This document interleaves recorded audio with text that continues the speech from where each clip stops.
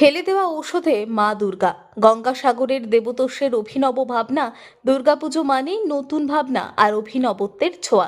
নানা ধরনের চমকপ্রদ প্রতিমা আমাদের মুগ্ধ করে।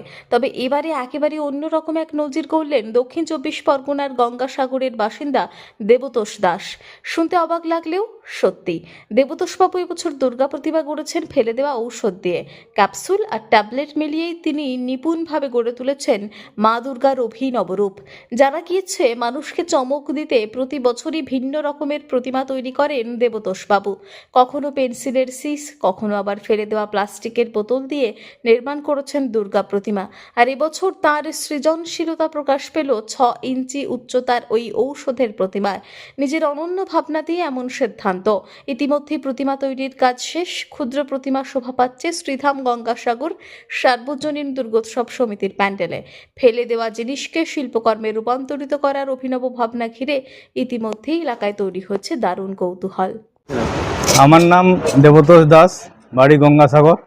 আমি এবছর একটা নতুন থিম করেছি, যেটা ট্যাবলেট দিয়ে ছোট আকারের দুর্গা মায়ের মূর্তি। এটা আমি নিজে দুদিন অক্লান্ত পরিশ্রমের মাধ্যমে এটা আমি তৈরি করেছি।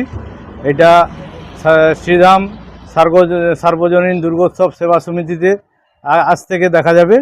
সবাইকে আসার জন্য অনুরোধ রাখছি, আপনারা সবাই আসবেন, দেখবেন। এটা প্রত্যেক বছরের মতো এবছরও আমি একটা ছোট থিম করেছি।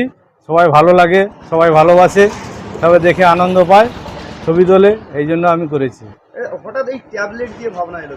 আমি প্রত্যেক বছর নতুন ভাবনা নিয়ে আমি একটা তৈরি করি, যেটা কেউ করেনি আজ পর্যন্ত, সেটাই করি। আমার মনে হয়েছে যে এইটা এখনো পর্যন্ত ভারতবর্ষে কেউ করতে পারেনি। ওকে চিন্তা ভাবনা করেনি, করতে হয়তো পারবে, চিন্তা করেনি। আমি আমার মাথায় এইটা নিয়ে আমি করেছি যে ট্যাবলেট দিয়ে করলে আকর্ষণ একটু বাড়বে। আর এই প্রতিমাটা কত ইঞ্চি এটা রয়েছে? এটা ৬ ইঞ্চি মতো প্রতিমাটা, আর মেয়ের নিয়ে ৮ ইঞ্চি মতো হবে। এটা কত পিস ট্যাবলেট লেগেছে আনুমানিক? আনুমানিক ১২০ পিস ট্যাবলেট লেগেছে। ক্যাপসুল ও ট্যাবলেট দুটো রয়েছে? হ্যাঁ, ক্যাপসুলটা ওই মেরে দেওয়া আছে, আর মূর্তিটা পুরো ট্যাবলেটে, বিভিন্ন রকম ট্যাবলেট, যেগুলো দেখতে সুন্দর লাগে, কালারিং ট্যাবলেট দিয়েছে। কি নাম আপনার? দেবতোষ দাস, বাড়ি গঙ্গাসাগর।